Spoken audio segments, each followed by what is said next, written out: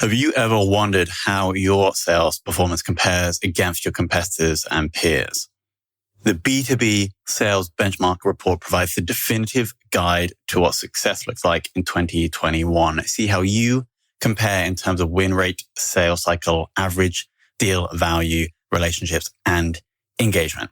You can see the results and get the full report at ebster.com/B2B-sales-benchmarks.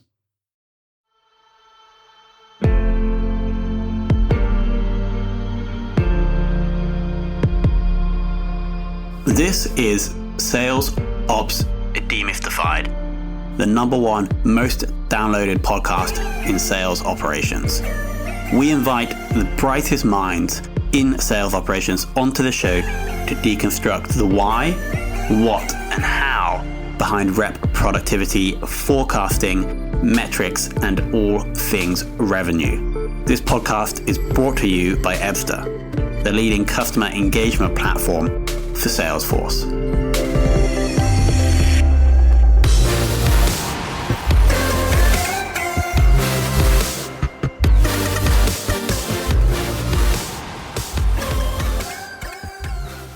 Hello and welcome to another very special episode of the Sales Ops Demystified podcast. We are joined by Randall Fees, who has approximately 8 years experience in the sales ops game, previously or currently at Viral Launch, or recently left Viral Launch, where Randall was running the sales operations there. Randall, welcome to the show.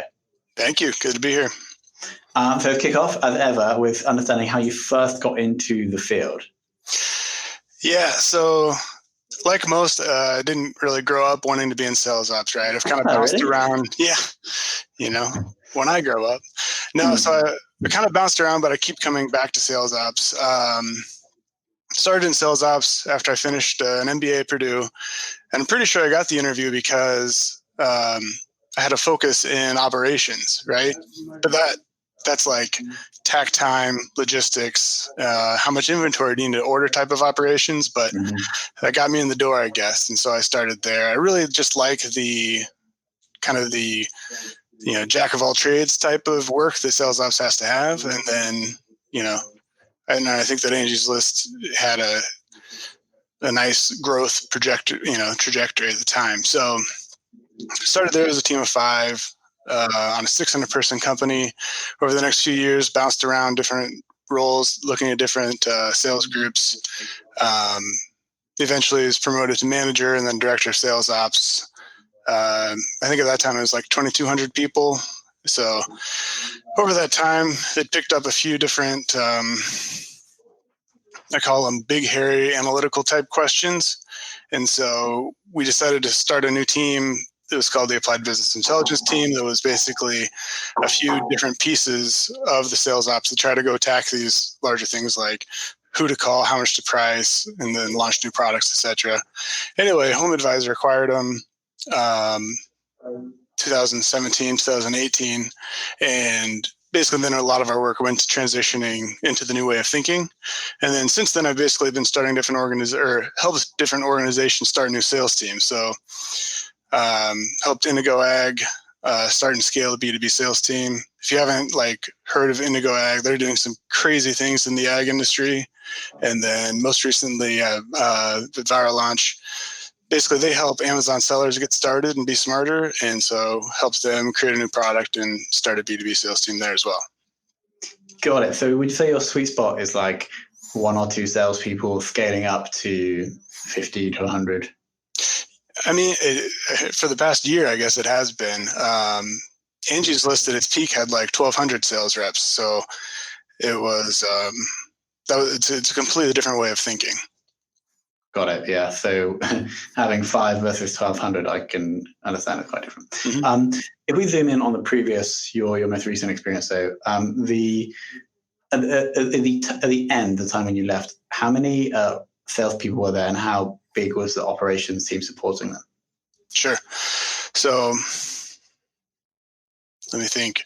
I think we'd scaled back down to probably 300 or 400, and it gets a little muddy between who was working for what organization at the time. But and similarly, we got more efficient on the sales ops side. I want to say there probably were 20 people that were actually like sales ops analysts, and then another 15 or 20 that were contract admins. Got it. So we're looking at approximately 35 to 40 operations resources supporting the sales reps. Yep. Fantastic. And what was the sales ops tech stack you were running there? At Angie's List, it was definitely a Salesforce shop. We started implementing it in 2012, and over the course of the next 5-6 years, we just continued to bolt new things on there. It was actually sales ops that brought it into the organization back then, and then different departments kind of started realizing if they could just get closer to the sales data, they would be better off. Got it. And we're using any other tools apart from Salesforce? We had basically our quoting system was homegrown, but other than that, everything was built within Salesforce. We used Gainsight and a couple of different like call cadencing tools and dialers, but that was about it. Cool. And that was that same for Viral Launch? Viral Launch, we're actually, like you go from like 1,000 people to like 3 or 4, and it's a different story. So not really satisfied with where, how it's all working right now. Reps have to go to a lot of different places, but we're basically using Intercom to store customer information. And then once it gets to the point where it should kind of be like an opportunity kind of in our sales pipeline, then we move it into, it's called Fresh Sales. It's part of the Fresh Suite. Yeah.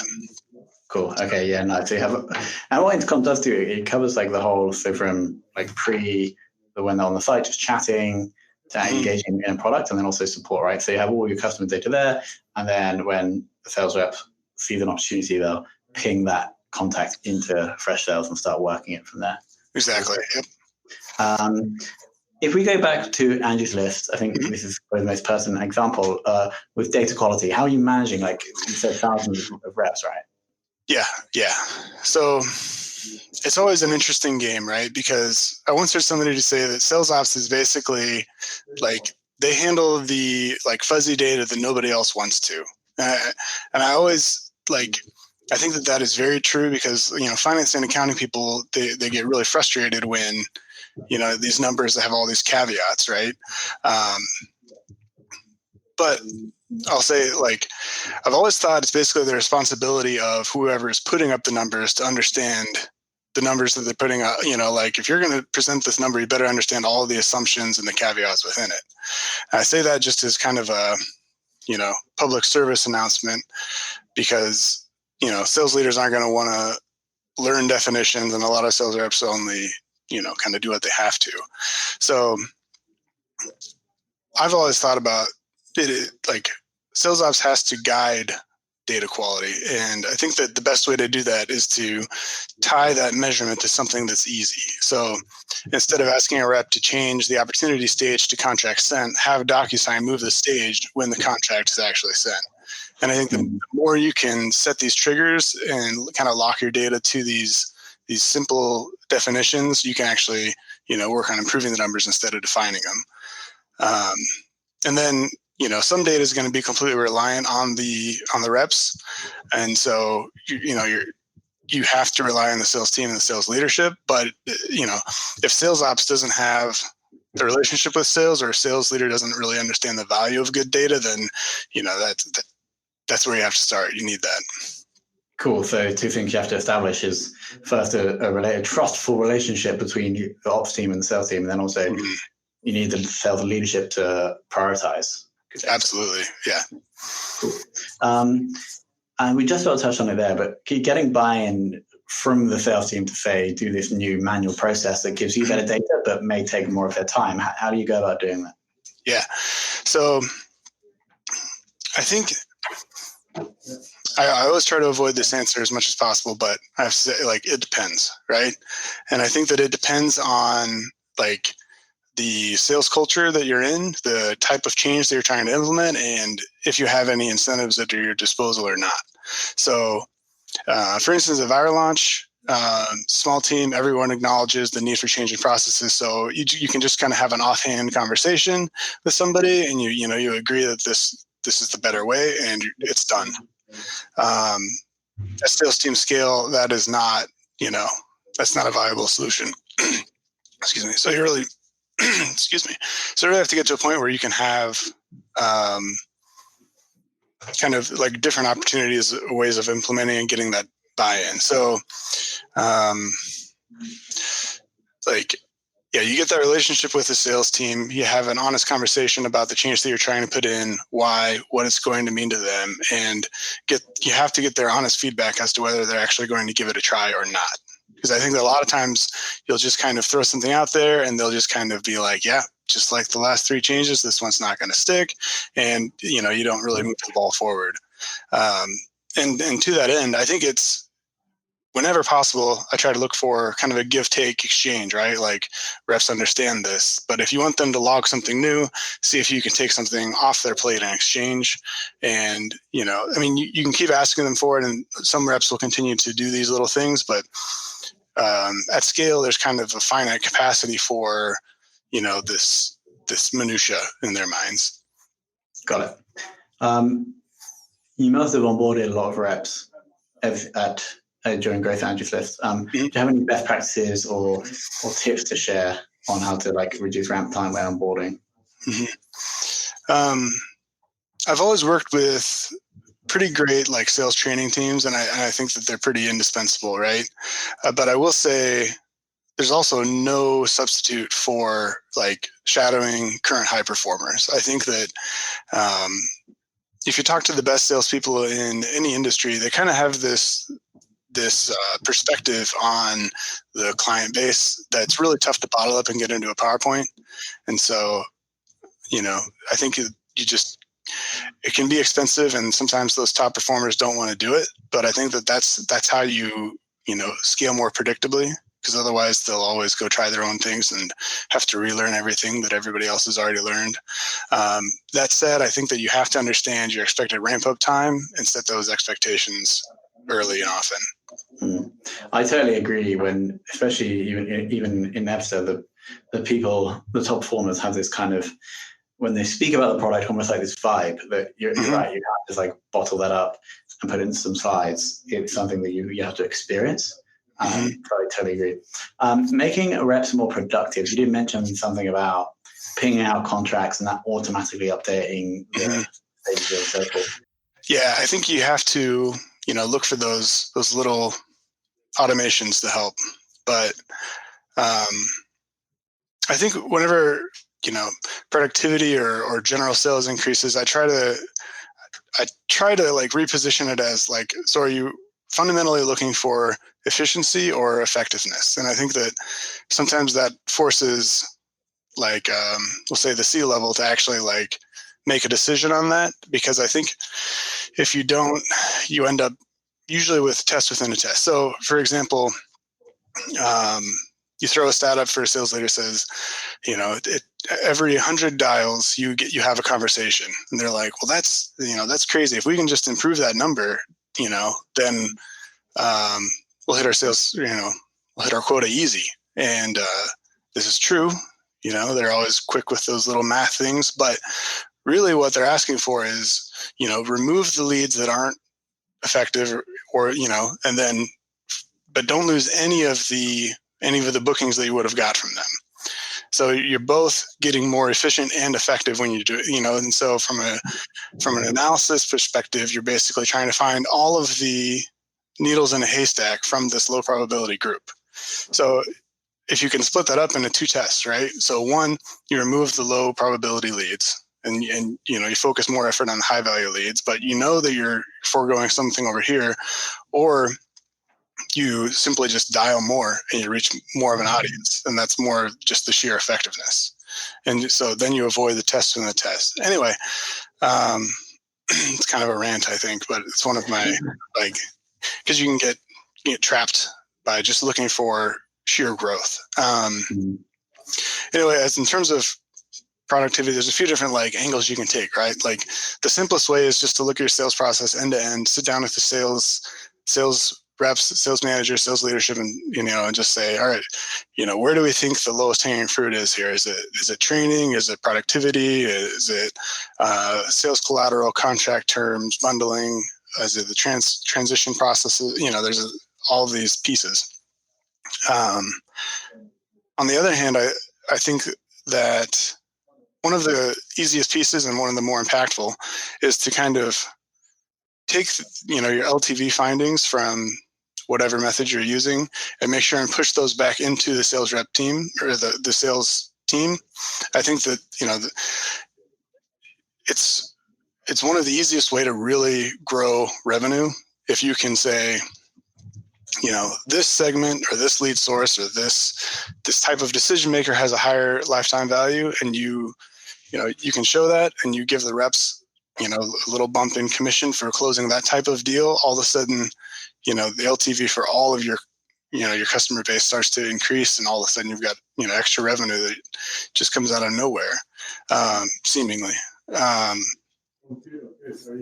And then lastly, for productivity, I guess, I always kind of have a regular check every 3-6 months to just be on the lookout for kind of legacy junk in terms of something that was put into place to fix a problem at the time and just, might not be valuable anymore.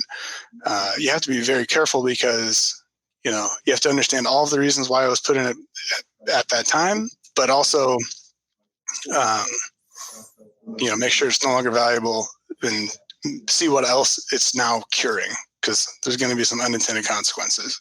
But sometimes, those can be very valuable to remove. Got it.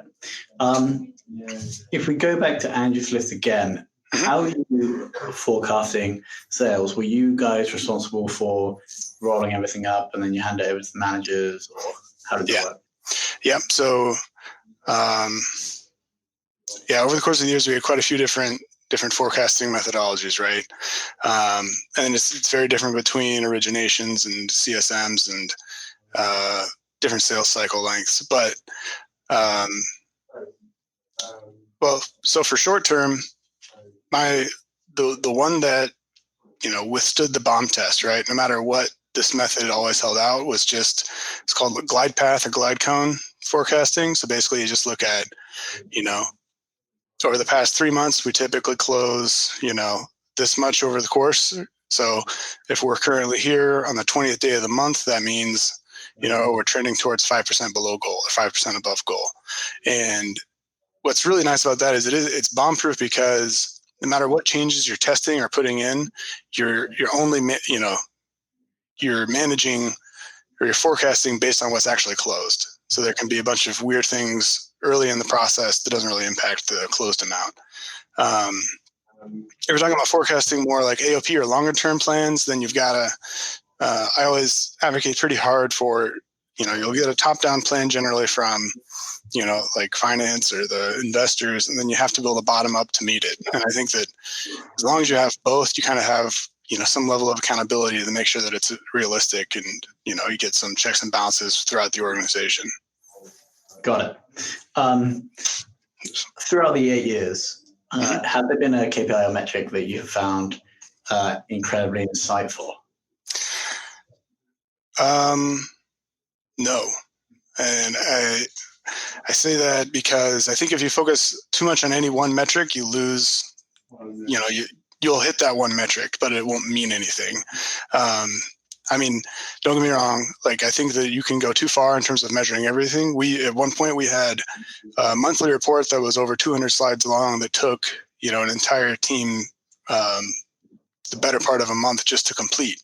And I don't think that was really helpful, but I think that you've got to kind of like, triangulate where you're actually at. So you look at, you've got your top of funnel, you've got your actual bookings, you've got your client success metrics, and then you kind of have your overall revenue and movement to our goals, so that you're not like, if you're just bookings, all of a sudden you might hit that number, but your LTV shrinks, and then you just get trapped at the next meeting anyway, in terms of why aren't you hitting this metric now?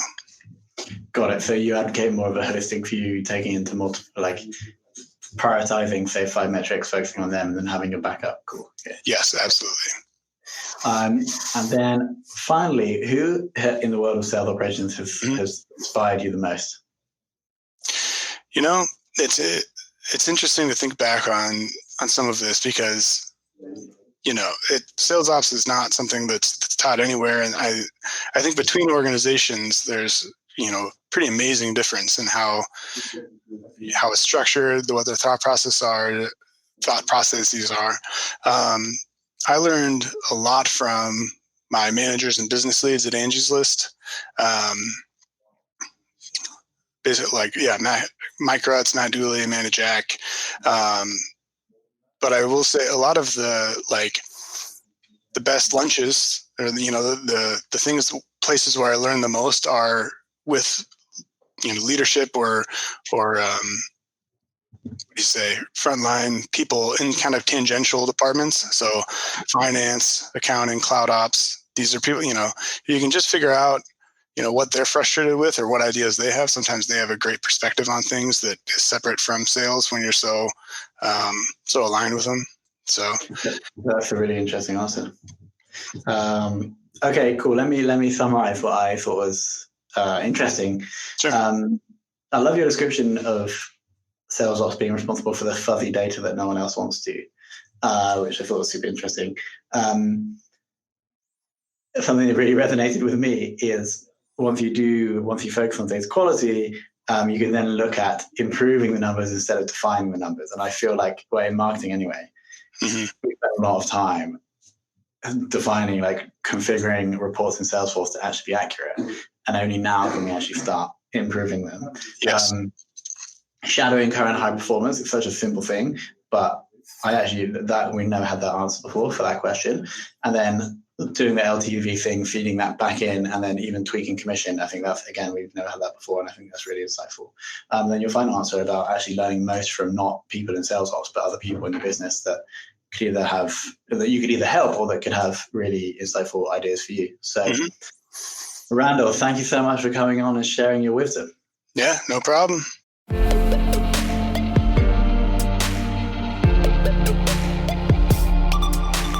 Thank you for listening to this episode of the Sales Ops Demystified podcast. If you are listening on a podcast listening application, then please subscribe, rate, and review. And if you have any questions about the show, if you know a guest, or if you have any questions about sales operations, just hit me up at tomhunt@ebster.com. That's tomhunt@ebster.com.